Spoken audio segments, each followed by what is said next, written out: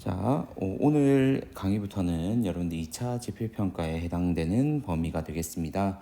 먼저 4단원의 첫 번째는 염색체 단원이고요. 여러분들이 앞으로 배울 유전 단원에서 가장 기초가 되면서도 중요한 개념이니까 잘 기억해 주시기를 바랍니다. 먼저 첫 번째 내용부터 볼게요.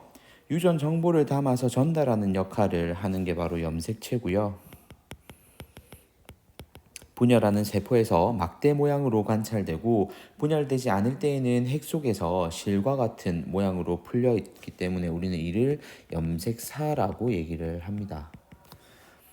자, 핵형은요, 세포에 들어있는 염색체의 수, 모양, 크기, 그리고 염색하여 나타난 띠 등의 특성을, 즉 외적으로 보이는 특성들을 우리는 핵형이라고 얘기를 하고요. 생물의 종에 따라서 서로 다르고 같은 종의 생물에서는 성별이 동일할 경우에는 같은 핵형을 가지게 됩니다. 하지만 성별이 다르면 성염색체에서 차이가 나기 때문에 우리는 동일한 성별에서만 핵형이 같다라고 얘기할 수가 있습니다. 자, 그리고 핵형을 알기 위해서 염색체를 분석하는 작업으로 세포 분열 중기의 세포를 현미경으로 관찰한 후 크기와 모양, 색깔, 동원체 위치 등을 기준으로 배열하는 작업. 이걸 우리는 핵형 분석이라고 얘기하고요.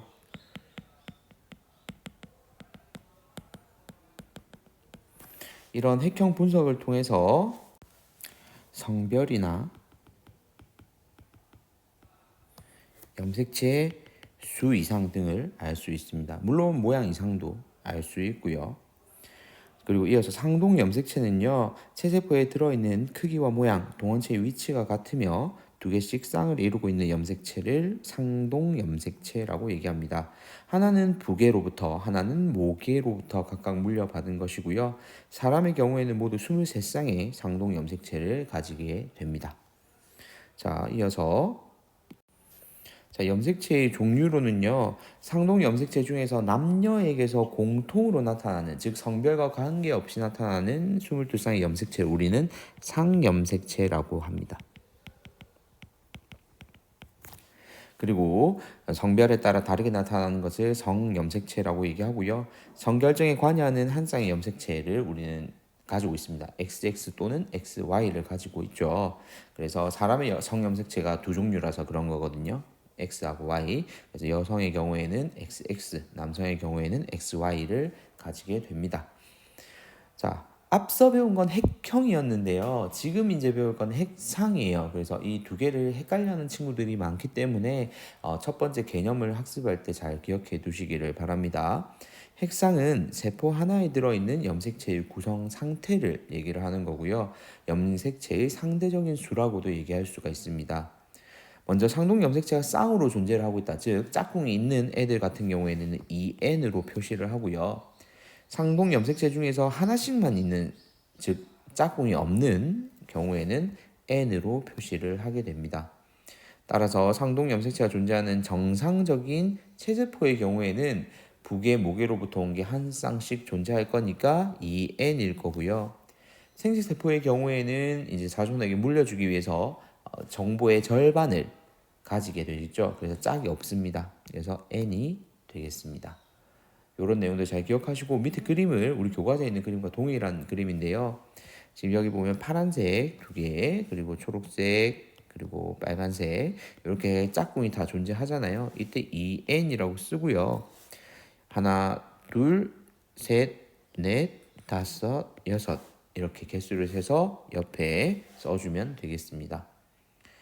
자, 오른쪽도 마찬가지거든요. 오른쪽의 경우에는 짝꿍이 없으니까 n으로 쓰시고요. 그리고 하나, 둘, 세 개라서 3을 써주면 되겠습니다.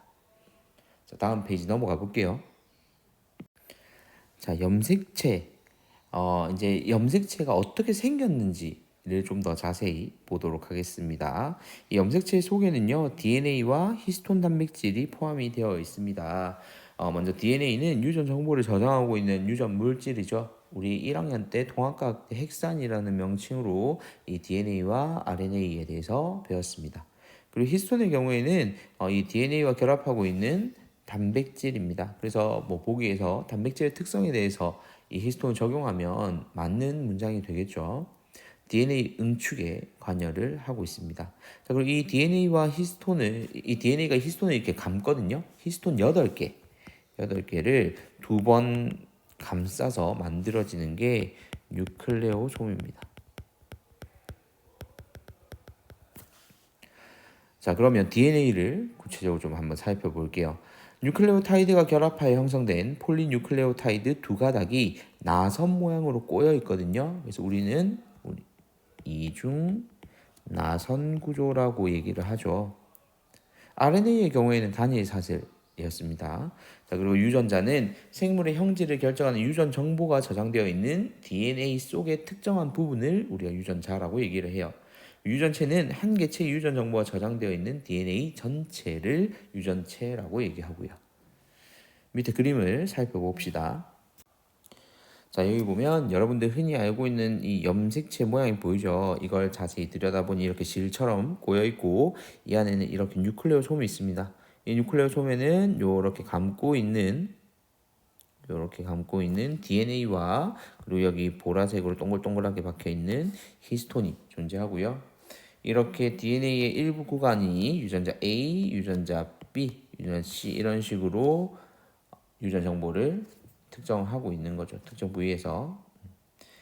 자, 이런 식으로 구성이 되어 있다는 거 기억하고요. 다음 내용으로 넘어가 볼게요. 자, 염색 분체는 염색체의 동원체에서 서로 연결되어 있는 각각의 가닥을 얘기를 하고요. 이 염색 분체는 한 염색체의 두 염색 분체 같은 경우에 DNA가 복제돼서 형성이 된 겁니다. 그래서 유전 정보는 동일하겠죠. 자, 그리고 상동 염색체의 같은 위치에서 하나의 형질을 결정하는 유전자를 우리는 대립 유전자라고 얘기합니다. 이 상동 염색체는 부모로부터 하나씩 물려받기 때문에 반드시 같을 이유는 없어요. 같을 이유는 없고, 하지만 이 안에서 하나의 예를 들어서 부계로부터 온 염색체가 복제가 된 경우에는 이게 두 가닥일 때 그 내용이 같아야 된다는 얘기죠.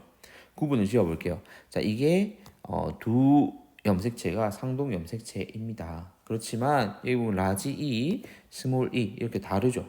여기 스몰 f, 라지 f 다릅니다. 뭐 같을 수도 있어요. 라지 G, 라지 G. 자, 그런데 얘가 복제된